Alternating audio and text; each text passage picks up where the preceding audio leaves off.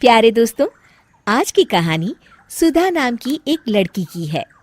सुधा एक बहुत ही आलसी लड़की थी। घर के काम करना तो दूर, वो एक गिलास पानी के लिए भी अपनी माँ पर निर्भर थी।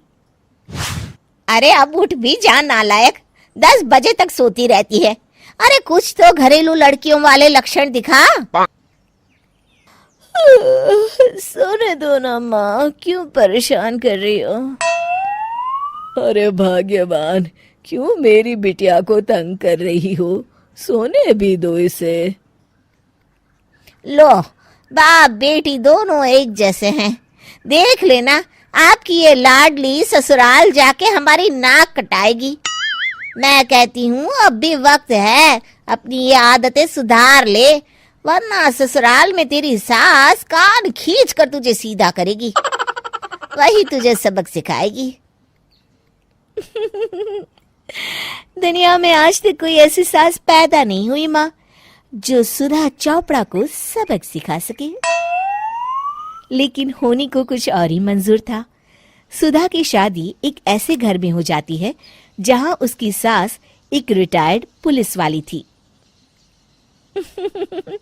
अब कहानी में मजा आएगा। हाँ माँ, यहाँ सब बहुत अच्छा है।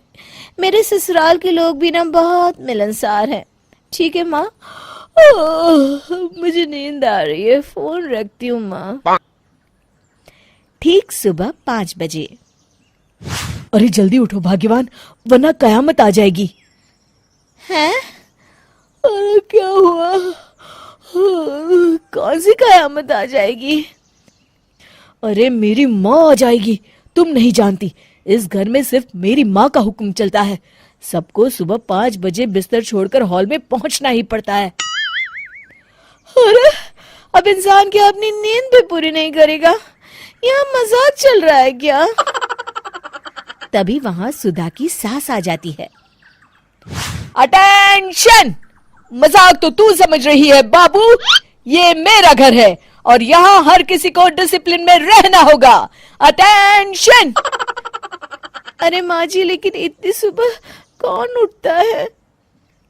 कौन होता है मतलब? हम सभी उठते हैं, रोज उठते हैं, और अब से तुझे भी उठना पड़ेगा। आखिर मैं पुलिस वाली जो ठहरी। अटेंशन! अरे माँ जी, लेकिन अब तो आप रिटायर हो गई हो ना। तो क्या हुआ? शेर कितना भी बूढ़ा हो जाए, शिकार करना नहीं छोड़ता। उसी तरह हम पुलिस वाले रिटायर होने के बाद भी अपने अनुशासन में ही जीवन जीते हैं। चलो अब बेकार की बहस बंद करो और उठकर हॉल में चलो। अभी आधा घंटा तुम सबकी परेड चलेगी।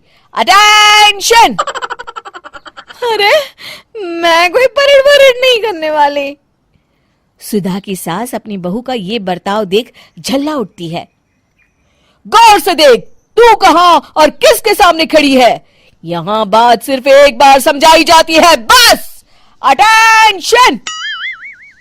इतना कहकर सुधा की सास चली जाती है। अपनी सास का ये रूप देखकर सुधा घबरा जाती है और जल्दी से उठकर बाहर चली जाती है। उस दिन से सुधा की जिंदगी बदल जाती है।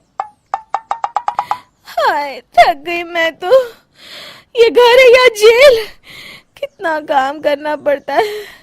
लाइए दीदी, 2 रोटियां और दीजिए, मुझे बड़ी भूख लगी है।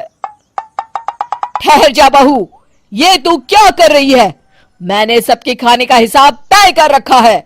तुम 4 रोटी से ज्यादा नहीं खा सकती और ये मिर्च मसाला भी नहीं चलेगा। मेरी बहुएं एकदम फिट होनी चाहिए। अटेंशन! क्यों माँ जी, आप हमें दंगल में लड़ने के लिए तैयार कर रही हैं क्या? क्या कर रही हो सुधा? माँ जी को मजाक बिल्कुल पसंद नहीं है। चुप करके खाना खा लो, इसी में भलाई है। इस तरह धीरे धीरे सुधा अपने सास के रंग में पूरी तरह रंग जाती है, लेकिन इसका उल्टा ही असर पड़ता है। सुधा अपनी सास से भी ज्यादा अनुशासन की पक्की हो जाती है। सुधा की सास तो सबको 5 बजे उठाती थी, लेकिन सुधा सबको 4 बजे ही उठा देती थी। दूसरी तरफ सुधा की सास की उम्र भी हो चलती है। माँ जी, आजकल आप सुबह उठने में बहुत आनाकानी करती हैं। मुझे ये सब बिल्कुल पसंद नहीं है। अरे बहू, मैं तेरे हाथ जोड़ती हूँ, भगवान के लिए अब मुझे छोड़ दे। इतने सवेरे उठना और कसरत करना अब मेरे बस की बात नहीं है। माँ जी, आप मैदान छोड़ के भाग रही हैं। आप तो पुलिस वाली हैं। अटेंशन! अरे अब कहाँ की पुलिस वाली, अब तो मैं रिटायर हो चुकी हूँ। बस बहुत हो गया, अब तुम सब जैसे चाहे वैसे जिंदगी जियो और मुझे भी जीने दो। अपनी सास को गिड़गिड़ाते देख सुधा मन ही मन मुस्कुराती है। इस तरह उस दिन के बाद से सुधा के ससुराल वाले एक सामान्य जीवन जीने लगते हैं।